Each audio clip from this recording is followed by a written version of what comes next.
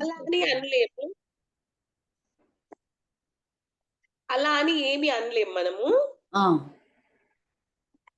ఆహ్, అన్నిటిని ఉపయోగిస్తాం. ఓకే.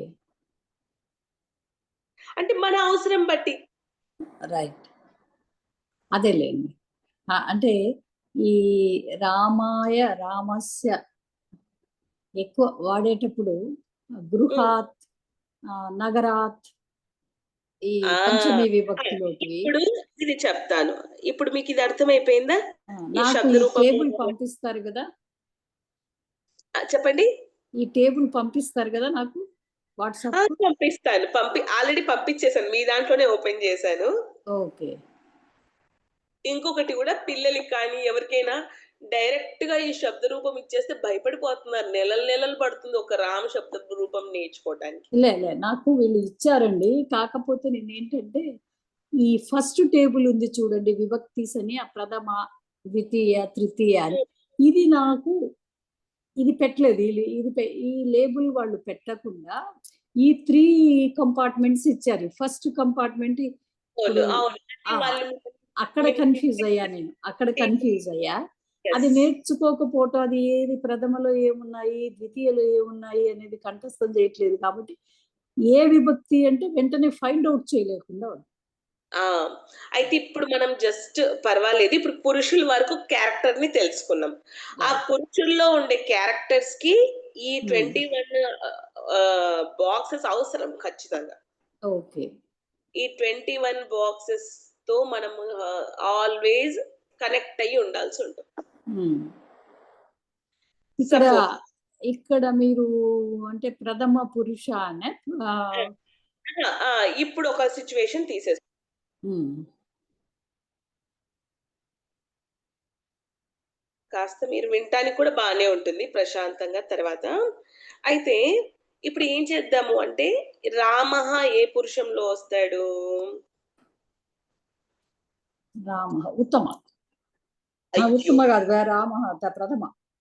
ఆ! యెస్. ప్రథమ పురుష. మనకిదొకటి క్లారిటీ తెలిసిపోయింది. ప్రథమ పురుష. మనకు మరి బావుంది. మళ్ళీ ఆ రాముడికి ఈ భూమి మీద ఎన్నో బంధాలున్నాయి. అలా అవును. సింగిల్‌గా ఒకటేలాగా, ఒకటే సిట్యుయేషన్‌లో పుట్టాడు, పుట్టినవాడు అలాగే ఉండిపోడు. అవును. మెదలాలి, మెదలాలి, ఎన్నో పనులు చేయాలి, ఎంతో మందితో బంధాలు పెట్టుకోవాలి. హ్మ్. ఎంతో మందితో బంధాలు, ఎన్నో పనులు. గుర్తుపెట్టేసుకోండి. హ్మ్. ఏంటి? రాముడికి ఎన్నో బంధాలు కలుస్తాయి. ఎన్నో బంధాలు, ఎన్నో పనులు. అవును. హ్మ్. సరే. హ్మ్. మరిప్పుడు బంధాలు చూద్దాం మనం. ఓకే. రామ బావుంది. రాముడు పుట్టాడు. హ్మ్. బావుంది. హ్మ్. రామః ఫస్ట్ ఏకవచనం. రాముడు పుట్టాడు. రామః. అవును. అవును. రాముడిని పిలువు. ఇప్పుడు రాముడికి బంధాలున్నాయి కాబట్టి ఎవరో అంటున్నారు రాముడికితో పని పడ్డది. రాముడిని పిలువు రామం. హ్మ్. రాముణ్ణి. రామం. ఓకే. హ్మ్. హ్మ్. ఏకవచనంలోనే ఇప్పుడు సెకండ్ మనం ఓన్లీ ఒక రాముడి గురించే మాట్లాడుకుంటున్నాం. మాట్లాడుతున్నాం. రైట్. హ్మ్. ఓకే. ఇంకా ఇప్పుడు రాముడితో ఏదో పని పడ్డది మనకి. హ్మ్. అయితే చెప్తున్నాము రాముడితో పని చేయించు. స్పెషల్లీ మన సీమలో రాముడు పేరెక్కువ. హ్మ్. రామ అనకుండా రాముడనే అంటారనుకుంటాను నేను హ్మ్. విన్నటప్పుడు ఊర్లలో. హ్మ్. హ్మ్. ఆ! ఆ! రాముడితో పని రామేణ. చేయించు. ఆ! రామేణ. రామేణ. రాసుకుంటున్నా. మళ్ళీ ఎప్పుడైనా రాముడు ఇంత కష్టపడ్డాడు. రాముడు పుట్టాడు. రాముడిని మనం పిలిచాము. రాముడితో పని చేయించాము. పాపం రాముడి కోసం రిటర్న్‌లో ఏదో ఒకటి ఇవ్వాలి కదా! హ్మ్. కాబట్టి హ్మ్. రాముడి కోసం రా ఉండండి ఒక్క నిమిషం. నేను మీకు రామ. చెప్తాను. మీరేం టెన్షన్ పడొద్దు. అది నేను ఇచ్చేస్తానులెండి మీకు. ఓకే. ఆ! ఓకే. రామం, అంటే రామేణ. హ్మ్. ఆ! రామాయ. రామయ్య. ఆ! ఆ! రాముడి కోసం. పాపం అంత పని చేశారు. రాముడితో పని చేయిచ్చాము. రాముడి కోసం ఏదైనా ఫుడ్ ఇచ్చాము, పండిచ్చాము, ఏదో ఒకటి ఇచ్చాము. హ్మ్. మళ్ళీ నెక్స్ట్ ఏం చేస్తున్నాము? రామాత్. ఫ్రమ్ రామ. రాముడి నుండి తీసుకొని రా. హ్మ్. రాముడి ఇంటికి వెళ్ళు. రామస్య రామస్య షష్ఠి విభక్తి. రాముడి యొక్క ఇల్లు, రాముడి ఇల్లు, రామస్య ఇల్లు. రాముడిలో చాలా మంచి గుణాలు ఉన్నాయి. ఇన్ రామ రామే. రామే. ఇప్పుడు రాముడు బంధాలు అర్థమైపోయాయా? ఆ ఒక్క రాముడిని మనం ఇన్ని విధాలుగా ఉపయోగించేసి ఇన్ని బంధాల్లో కలిపేసుకుంటా. అంటే ప్రతి పర్సన్ లైఫ్ లో ఇవన్నీ ఉన్నాయి.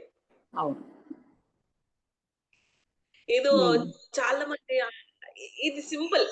మనం పుట్టాము అంటే లోకంలో పుట్టడం అంటేనే బంధాలతో పుట్టేయటం. మనం రాకముందే మన బంధాలన్నీ ఎదురు చూస్తూ ఉంటాయి మన కోసం. ఆ బంధాలను తెలపటానికి ప్రతి శబ్దానికి 3 వచనాలలో 7 విభక్తులలో ఉండే ఈ టేబుల్ నే శబ్ద రూపం అంటారు. 7 × 3 21 శబ్దాలలో ఉండే ఈ రూపాన్ని శబ్ద రూపం అంటారు. దీన్ని మనము అన్నిటికీ ఇదే మాదిరి అన్వయించుకోవాలి. ఎలా అన్వయించుకోవాలి?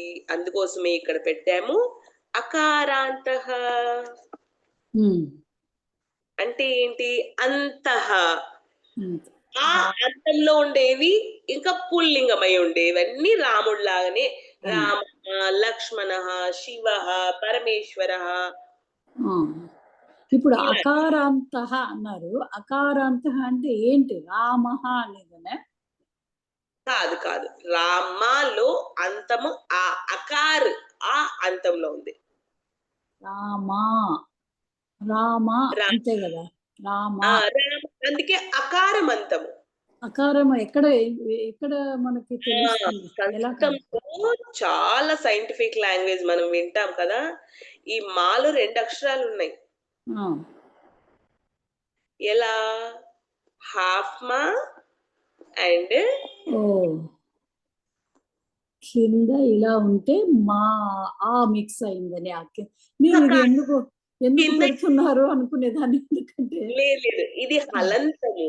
హలంతం అయితే హలంతానికి అర్థం ఏంటంటే సగము అని అర్థం. ఓకే, అర్థమైంది.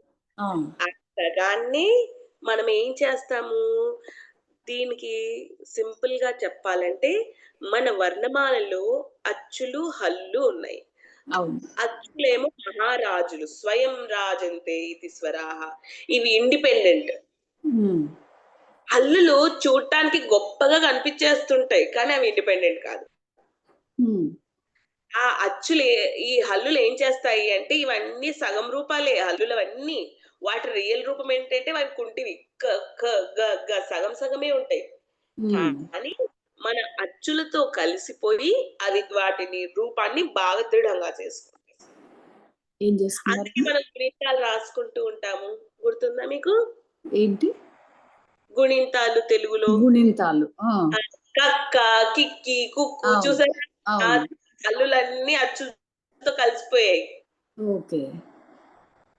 కాబట్టి మనం గుర్తు పెట్టుకోవాలి, సంస్కృతం వ్యాకరణం ఒక సైంటిఫిక్ అంటే ఇదే. ఈ హల్లులలో ఈ యొక్క అచ్చులు కలిసి ఉన్నాయి. అందుకే సంస్కృతంలో చిన్న మాత్ర ఒక అక్షరం పొరపాటైనా దాని అర్థం మారిపోతుంది అంటాం కదా. దాన్ని కింద ఇలా పెడితే ప్లస్ ఆ, ప్లస్ ఆ. ఇప్పుడు మనం బయట వాళ్ళు అడిగితేనే రామా శబ్దంలో ఎండింగ్ లెటర్ ఏంటి అంటే అని మా చెప్పేస్తారు. కానీ సంస్కృతం నేర్చుకునే వాళ్ళు ఏమని చెప్తారు? ప్లస్ ఆ. నో, ఆ. అర్థమైందా? ఇప్పుడు ఇంకొక వర్డ్ ఇస్తాను నేను, రవి. ఇప్పుడు మీ టెస్ట్, మీరు చెప్పండి.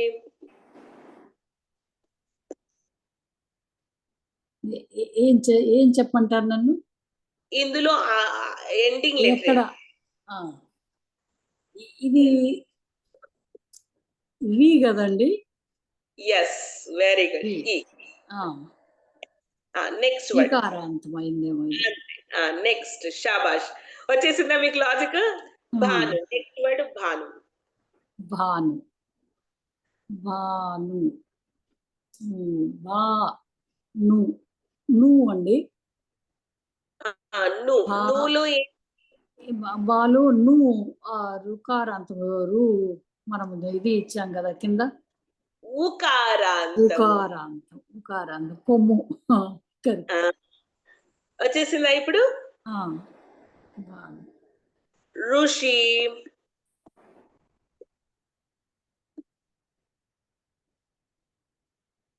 ఋషి.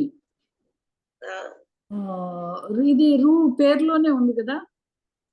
నో, అంతము ఎండింగ్ లెటర్ ఏంటి? ఈకారమే. Very good. ఓకే, ఇప్పుడు మీ పేరే రాసేస్తాను. ఇప్పుడు మీ పేర్లు చెప్పండి. నీ. నో, రా ఎండింగ్. పైన రా. అయ్యో, నిర్మల పైన ఎండింగ్ రా అవుతుంది. లా లా దీర్ఘం ఉంది. ఈకారమా? ఆకారాంతము. ఆకారం. నిర్మల. లా ప్లస్ ఆ అంటారు అది. ఆ, ఓకే. మీరు చివరిగా ఉచ్చరించే మీ ముఖం నుండి చివరిగా వచ్చిన ధ్వనినే మీరు ఫోకస్ చేయాలి. నిర్మల. నిర్మల. మర్చిపోయాను. ఇదైతే ట్రిక్. ఇది చెప్పారు. ఎక్కువ స్త్రీలింగాలకి ఇలా దీర్ఘం వస్తుంది. ఎక్కువ చాలా వరకు ఆకారాంతమే వస్తుంది. అదొక గుడ్డి గుర్తులాగా చెప్పారు. కరెక్ట్. లా ప్లస్ లా. కానీ వీటిలో కూడా కొంచెం వర్క్ చేస్తే గానీ అది బుర్రకెక్కదు. ఎస్, యాక్చువల్గా చిన్న చిన్న ఈ గ్రౌండ్ వరకే మనకి పెద్ద పెద్ద కాన్సెప్ట్లని ఈజీగా తీసుకెళ్తారు. అంటే డ్రైవింగ్ లో ఏదో మనం రూల్స్ ఏదో ఒక 10, 20, 30 రూల్స్ ఉంటాయి. ఈ సిగ్నల్ దగ్గర ఇలా ఉండాలి, అలా ఉండాలి. అవి నేర్చేసుకుంటే చాలు, ఎక్కడైనా డ్రైవ్ చేసేస్తామా. సేమ్ అలాగే ఇందులో ఈ రూల్స్ చిన్న చిన్న సిగ్నల్స్ ఉన్నాయి. సిగ్నల్స్ తెలుసుకోవాలి. పుల్లింగము, స్త్రీలింగము, నపుంసకలింగము, 3 పురుషులు, 3 వచనాలు, 7 విభక్తులు. అర్థమైందా? ఆ సిగ్నల్స్ తెలుసుకుంటే ఇంకా మనం దారిలో అలా అలా అలా ఫాలో అవుతూ వెళ్ళిపోతాం. అయితే మీరు ఏం చేయాలి అంటే మీకు ఇంకొక 30 సెంటెన్సెస్ తయారు చేయాలి. 30. మళ్ళీ